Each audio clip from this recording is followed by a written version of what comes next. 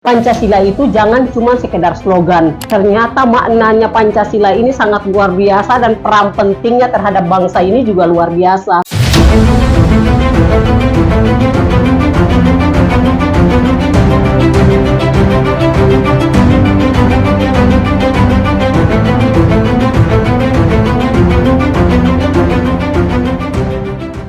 Assalamualaikum warahmatullahi wabarakatuh.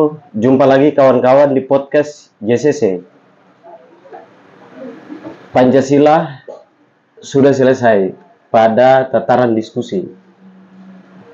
Tapi yang jadi problem adalah hari ini Pancasila masih jadi masalah ketika implementasi Pancasila itu tidak dijalankan sesuai dengan cita-cita besar atau hasil karya, hasil buah pikir dari pemikir-pemikir bangsa itu. Hari ini masih dianggap bermasalah, itu bukan soal Pancasilanya, tapi implementasi Pancasila itu sendiri dalam kehidupan berbangsa dan bernegara, terutama yang ada di pemerintahan. Oke kawan-kawan, hari ini ditemani oleh Kak Ici. Yes. Ici Amahoro Siti Amahoro. Asik. Biasa kami panggil Kak Ici. Terima kasih Kak Ici. Sama-sama. Sehat ya? Sehat alhamdulillah. Oke, hari ini dengan momentum menjemput bulan Pancasila atau bulan Bung Karno di tanggal 1 Juni dan 2023 ini sudah ada di mata kita. Hari ini kita podcast dengan temanya bicara soal Pancasila di mata dan hati perempuan. Baik. Kemudian diimplementasikan dalam bentuk tindakan. Tindakan. Ya, jadi hari ini kita mau kepoin dulu Pancasila, bagaimana sih perempuan itu melihat Pancasila atau perempuan itu ketika mendengar Pancasila. Saya mau kepoin dulu. Kalau kakak dengar kata Pancasila itu gimana sih? Apa rasa atau perasaan kakak itu? Baik, Bung Rey, terima kasih. Ini sudah beberapa kali kita harus duduk berbincang-bincang, bertukar pikir serta gagasan ya. Dan sangat luar biasa kali ini juga karena kita akan membahas tentang Pancasila yang memang tepat dengan momennya nanti di tanggal 1 Juni 2023 ya. Nah, kalau pertanyaannya bahwa kalau mendengar Pancasila gimana sih? Jadi Pancasila itu Bung Rey saya dengar ya, itu sejak saya SD kelas 1. Ya kan? Kalau kita SD kelas 1 itu sudah diajarkan, sudah menghafal Pancasila. Jadi pas dengar itu Pancasila ini apa sih, sampai semua guru itu memang harus disiplin. Selain kita hafal Pancasila, Pancasila kan silanya cuma 5. Pendek ya, kalau menurut kita sangat singkat kalau dihafal, paling cepat gitu. Dan ketika saya hafal itu masih sejak SD sampai saat ini. Jadi bukan hafalnya pada saat kuliah atau SMP atau SMA, itu sudah sejak SD ditanamkan sampai hari ini nggak hilang dari pikiran kita, dari memori kita. Jadi pas dengar Pancasila yang disampaikan oleh guru-guru, saya rasa wah Pancasila ini luar biasa ya, sampai kita itu benar-benar dipaksakan, bahasanya dipaksakan harus menghafal. Syaratnya untuk bisa naik kelas waktu itu kan, nilainya mau dapat bagus, nah ya harus hafal Pancasila dong. Jadi kalau dalam hati saya pada saat itu ya saya rasa Pancasila ini sangat istimewa, sehingga diistimewakan oleh para guru-guru pada saat itu. Kemudian diceritalah tentang sejarah Pancasila. Nah, ketika para guru menceritakan tentang sejarah Pancasila, ternyata maknanya Pancasila ini sangat luar biasa dan peran pentingnya terhadap bangsa ini juga luar biasa. Sehingga kalau menurut saya pada hari ini memang Pancasila itu udah selesai, nggak ada lagi pembahasan Pancasila beginilah ya kan. Pancasila udah selesai dan tinggal bagaimana Pancasila itu memang harus ada dalam pikiran, dalam hati, dan diimplementasikan dalam bentuk tindakan, bukan sekedar kata-kata atau bahasa yang lebih kita kenal saat ini. Pancasila itu jangan cuma sekedar slogan belaka, karena Pancasila terlalu istimewa gitu sebagai ideologi bangsa, bahkan dia mendunia Pancasila ini, sehingga bangsa asing itu ketika mengenal Indonesia dia akan kagum karena Indonesia punya Pancasila sebagai ideologi bangsa hingga ideologi dunia gitu, diakui di ideologi dunia gitu. Oke Kak. Iya. Lalu kasih contoh satu ke teman-teman yang nonton. Iya. Minimal yang nonton bahwa apa contoh paling sederhana aplikasi Pancasila dalam kehidupan sehari-hari? Baik, kalau kita lihat kan Pancasila ini ada sila, ada 5 sila ya. Kalau nanti saya akan menjabarkan tentang esensi Pancasila itu sendiri. Tapi kalau misalkan contoh dalam kehidupan sehari-hari, misalkan tentang toleransi, hidup bersosial, iya kan? Bahwa kehidupan ini kita tidak bisa hidup individual karena manusia ini adalah makhluk sosial. Dan itu harus ada interaksi sosial, saling menghargai, hubungan antara manusia dengan manusia itu yang memang harus dijalankan gitu. Jadi toleransi itu bagian daripada ajaran atau penjabaran dari Pancasila itu sendiri. Kalau menurut saya ya, dalam kehidupan sehari-hari, saling menghargai itu Pancasila gitu. Kemudian saling menghargai dalam bentuk agama dan lain sebagainya. Ya, itu. Oke, itu teman-teman contoh sederhana. Dia gampang aja, sederhana aja ya. Sederhana. Cuma kalau kita jalanin enak gitu loh. Iya. Apalagi ketika kita dengar sejarah, baca sejarah bahwa Pancasila itu lahir itu bukan karena dipungut dari jalan, difotokopi, tetapi ini butuh proses pemikiran, renungan yang bertahun-tahun hingga lahirlah 5 sila itu. Maka salah satu contoh sederhana tadi kalau kita jalankan itu Indonesia banget. Indonesia banget. Kira-kira identitas bangsa Indonesia termasuk toleransi itulah karena diajarkan oleh Pancasila. Iya. Oke Kak. Kita agak loncat sedikit. Baik. Tadi soal esensi. Dalam hati dan pikiran atau setahu kakak itu apa sih esensi Pancasila itu menurut Kak Ici? Baik. Mari kita jabarkan dari sila ke sila ya. Kalau esensi Pancasila itu sendiri dalam pemahaman saya ketika saya pelajari hingga saat ini dan kita jalankan setiap hari saat ini, misalkan dari sila pertama tentang ketuhanan yang Maha Esa, ya kan, ketuhanan Maha Esa ini bahwa memang benar-benar Indonesia ini kan multi agama, ya kan ya. Jadi kita dengan adanya Pancasila itu mengajarkan kita bahwa Indonesia ini harus punya agama, nggak bisa tidak punya agama karena Indonesia menganut ideologi Pancasila. Dijelaskan di sila pertama yakni ketuhanan yang Maha Esa. Memang kita harus punya agama. Kalau tidak punya agama ateis. Yang tinggal di Indonesia ya harus punya agama, negara, ya? harus berwarga negara sehingga coba perhatikan di KTP masing-masing kan.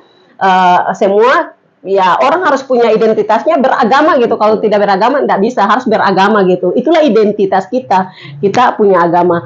Nah, perlu saya sampaikan bahwa dan uniknya penjelasan penjabaran dari sila pertama ketuhanan yang Maha Esa itu misalkan dalam teologi Islam ya, misalkan ya, dan saya yakin bahwa selain Islam mengajarkan seperti demikian, juga agama lain juga mengajarkan demikian. Kita saling menghargai dalam konsepsi agama ini. Nah, kalau dalam Islam mengatakan bahwa tidak ada paksaan dalam agama, misalkan jangan saling memaksakan dalam agama. Kita masing-masing punya agama, menganut agama masing-masing. Yang terpenting adalah kita punya agama. Kalau misalkan tidak punya agama ya bukan warga negara Indonesia. Misalkan dia ateis ya bukan warga negara Indonesia dong, ya kan? Jadi dan agama yang diakui di Indonesia ini ada beberapa agama di luar dari Yahudi. Kalau misalkan Yahudi dia bukan Indonesia, identitasnya kelihatan gitu. Jadi kalau misalkan dalam teologi Islam disebut bahwa tidak ada paksaan di dalam agama, la ikraha fiddin, maka tidak boleh saling memaksakan bahwa dia adalah misalkan agama Kristen atau Hindu atau Buddha. Sesama Islam juga tidak bisa saling memaksakan dalam agama untuk mengikuti agama tersebut, ya kan? Ya, dan kemudian itu pertama, dan juga dalam teologi Islam juga menjelaskan ya bagimu agamamu dan bagiku adalah agamaku, gitu. Jadi masing-masing orang, masing-masing warga negara Indonesia yang menganut agamanya masing-masing, masing-masing juga yang menjalankan sesuai dengan kepercayaannya masing-masing dan tidak boleh ada paksaan di sana. Itulah toleransi dalam konsepsi agama yang paling sempurna menurut saya dalam sila pertama. Kemudian sila kedua. Sila kedua, kemanusiaan yang adil dan beradab. Nah, konsepsi kemanusiaan yang adil dan beradab ini bahwa memang selaku manusia ya kita harus hidup ini toleransi, punya toleransi yang tinggi, harus adil, beradab, karena kita tadi saya katakan di awal bahwa kita ini makhluk sosial, iya kan? Kita tidak bisa hidup individualis di sini. Maka kehidupan kita, hubungan kita itu saling menjaga antara manusia yang satu dengan manusia yang lain, antara sesama, yang kita sering dengar-dengar hablum minan nas, misalkan menjaga hubungan baik antara yang satu dengan yang lainnya gitu. Kita saling berinteraksi secara kekeluargaan. Jadi jangan sampai ada egosentris yang melebihi dalam hubungan sosial sehingga kita tidak saling mengenal gitu. Makanya memang sila kedua tadi kemanusiaan yang adil dan beradab. Dalam kehidupan bermanusia bermasyarakat memang harus norma-norma yang adil dan beradab itu harus diterapkan secara baik.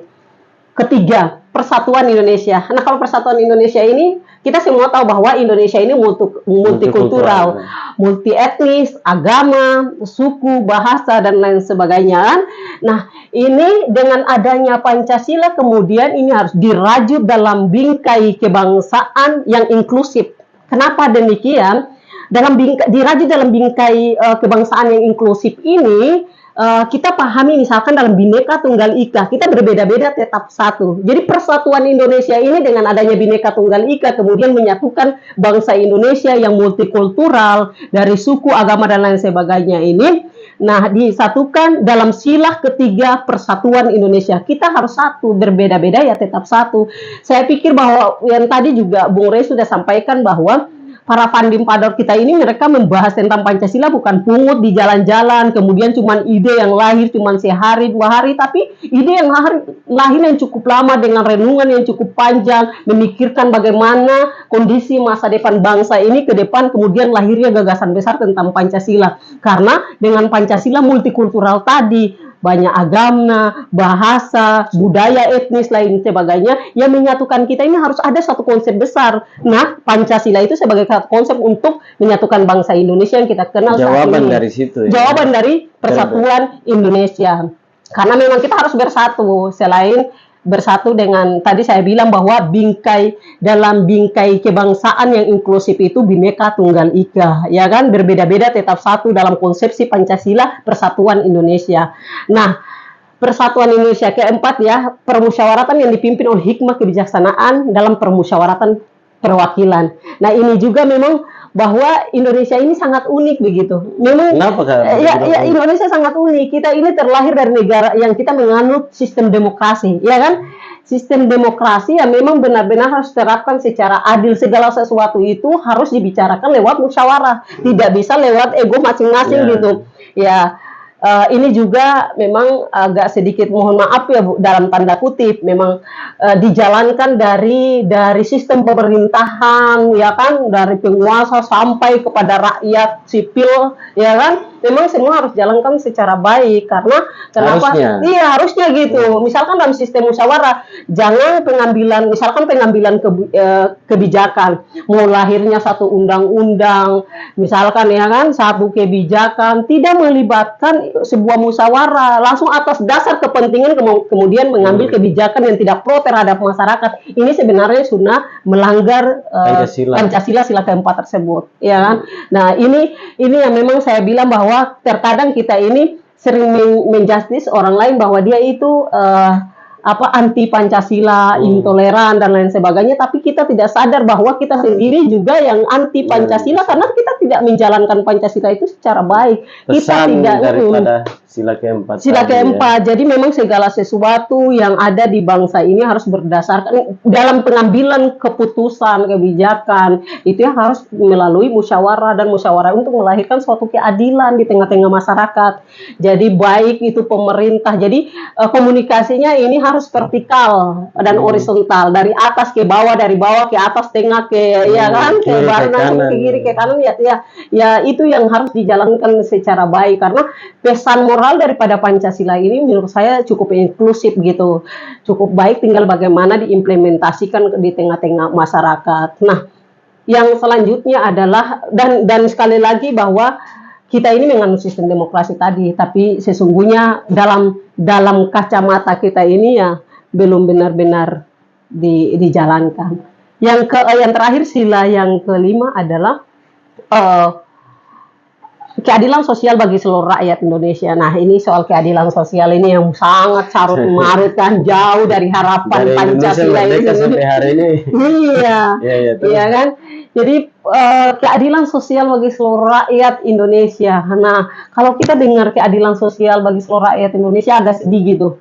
Jadi yang tadinya ketika kita menghafal Pancasila sejak SD, kemudian kita jalankan SMP, kan dulu itu sangat-sangat ini ya, sangat guru-guru kita, ya kan, orang tua kita, doktrin tentang Pancasila itu sangat kental gitu, sehingga dia mendarah daging dalam diri kita.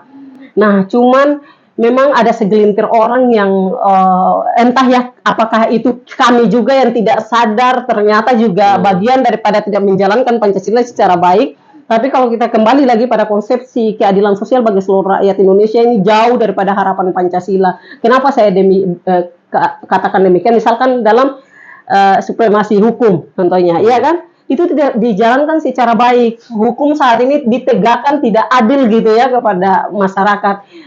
Seolah-olah bahwa hukum itu tajam ke bawah, tumpul ke atas. Akhirnya pada akhirnya ini kan bicara tentang konsepsi keadilan. Kan keadilan sosial bagi seluruh rakyat Indonesia, memastikan Pancasila ini memastikan bahwa seluruh rakyat Indonesia itu harus mendapatkan keadilan, ya kan? Itu pesan moral yang sangat utama dalam poin kelima tadi, dalam sila kelima tadi. Tapi kan tidak. Misalkan dalam konsepsi hukum juga sangat amburadul di negara kita. Misalkan saya memberikan contoh yang sangat sederhana. Ada si miskin ya katakanlah ya, atau orang yang kurang lah, misalkan cuman seorang buruh bangunan, seorang buruh, kemudian dia cuman menculik sesuatu, misalkan makanan untuk sesuap nasi ya untuk menghidupi keluarganya, itu sangat cepat proses hukumnya dan dipenjarakan dibandingkan dengan korupsi yang miliaran hingga triliunan rupiah. Ini salah satu contoh yang sangat sederhana yang tidak ada keadilan hukum di Indonesia, dan ini kalau misalkan keadilan hukum tidak dijalankan secara baik dalam negara apapun itu sudah tentu negara akan hancur. Dan karena Mahfud MD, Pak Menteri Polhukam sendiri akui itu kemarin itu kan, di 3 bulan kemarin itu loh. Bahwa indeks penegakan hukum kita menurun. Iya, penegakan hukum sangat menurun itu. Makanya kenapa saya sebelum mengambil contoh yang lain, saya ambil tentang penegakan hukum, karena kacau balau di sini. Jadi ketika kita melihat ada seorang anak yang melapor ibunya, ya kan, karena persoalan harta, ya kan, harta gona gini, kemudian itu tidak bisa menggunakan nurani, padahal ada konsepsi keadilan di sana. Itu yang ada musyawarah di dalam Pancasila itu sudah jelaskan digunakan untuk bagaimana ya urusan-urusan benar sekali masyarakat maupun keluarga maupun di tataran masyarakat umum. Benar, tapi kan tidak, itu tidak dijalankan secara merata. Itu tidak dijalankan. Lalu apa? Ini tinggal seminggu lagi bulan Juni ini. Hari ini kalau bicara soal Pancasila implementasi tadi itu kan di pengambil kebijakan. Anak muda hari ini itu pun hampir sama milenial, teman-teman muda itu. Kalau saya lihat itu juga implementasi Pancasila juga dalam berkawan aja itu sudah hancur lebur. Mereka tidak menjalankan itu. Lalu dalam kesempatan ini Kakak, kira-kira apa pesannya di momentum 1 Juni bulan Juni ya, 2023 ini, apa pesannya terhadap teman-teman muda? Dari penjelasan soal Pancasila, kira-kira apa pesan poin penting kepada anak muda terutama, setelah itu kepada masyarakat? Baik, silakan. Kalau saya gini, kan kalau memetik kata Bung Karno ya, sebelumnya kata Bung Karno itu berikan aku 10 pemuda maka akan kuguncangkan dunia ini. Ya katanya kayak gitu. Ini artinya bahwa sebenarnya bahasanya atau pesannya Bung Karno itu sangat dalam gitu. Kenapa? Artinya bahwa pemuda ini punya peran penting terhadap bangsa ini gitu. Makanya tadi pesannya bagaimana tentang pemuda terkait dengan Pancasila ini ya. Anak muda saat ini seolah-olah cuek dengan konsepsi Pancasila yang ada, bahwa mungkin dalam pemahamannya, karena kita lihat dari fenomena yang terjadi saat ini ya kan, cuman bukan sekedar ngomong aja saya gitu, tapi fenomena yang ada saat ini bahkan kalau kita sering ikuti banyak sekali banyak kalangan anak-anak muda yang tidak hafal tentang Pancasila. Bagaimana mau menjalankan, hafal aja tidak? Iya kan? Kan segala sesuatu itu harus kita pahami dulu, kemudian kita bisa jalankan gitu. Tapi kalau misalkan tidak Paham kita aja paham enggak, gitu, dihafal aja tidak, bagaimana mau paham dan mau dijalankan gitu. Jadi bagaimana tentang anak muda menjalankan Pancasila. Memang anak muda harus, tadi kata Bung Karno ya, memang anak muda harus mengambil bagian, harus berada di garda terdepan, mengambil bagian untuk menjalankan Pancasila ini secara baik gitu. Memahami Pancasila ini dan diimplementasikan kepada masyarakat umum. Jadi Pancasila tidak sekedar slogan, ya kan? Cuma bilang bahwa saya Pancasilais gitu, ya kan? Saya Pancasilais ya, karena saya bangsa Indonesia, Pancasila sebagai ideologi bangsa, makanya ya udah gitu. Tapi ternyata Pancasilais dan menjadi orang lain tidak Pancasilais. Nah, ini yang memang harus benar-benar dipahami oleh anak muda. Karena kalau saya lihat juga ya Bung Rey, konstelasi politik saat ini, dinamika politik pada saat ini juga sangat memetakan antara kalangan muda, kalangan tua, antara dengan yang kaum milenial, sesama milenial, yang miskin, iya kan?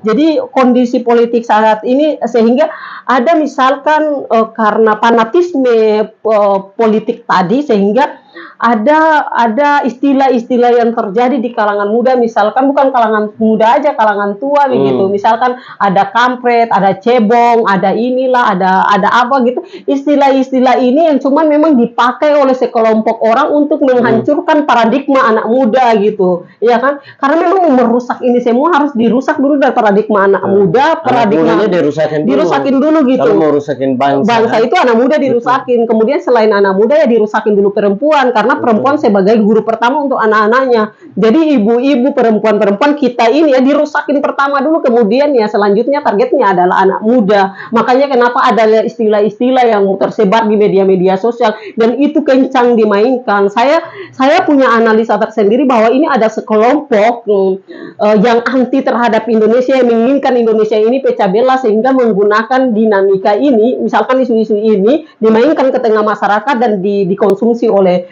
publik, khususnya anak muda, sehingga ada konflik di antara kita sesama anak muda gitu. Tadi tuh saya bilang, bagaimana bukan ciri khas bangsa Indonesia jika kita itu sedikit-sedikit konflik, kemudian saling menyalahkan, saling menuduh, saling mencurigai. Itu kan yang terjadi saat ini, ya kan? Misalkan anak-anak muda, itu si kampret, itu si cebong, ya kan? Itu si badru, kadrun apa gitu lah. Istilah-istilah ini sebenarnya merusak identitas kita selaku anak bangsa Indonesia. Dia memang sungguh merusak setiap sendi kehidupan anak bangsa Indonesia. Dan untuk itu, dengan segala dinamika yang terjadi di sini, kita harus benar-benar pahami, kita analisa, sehingga kita jangan lagi terpecah belah, karena Indonesia ini cukup sempurna dengan adanya Pancasila sebagai ideologi bangsa.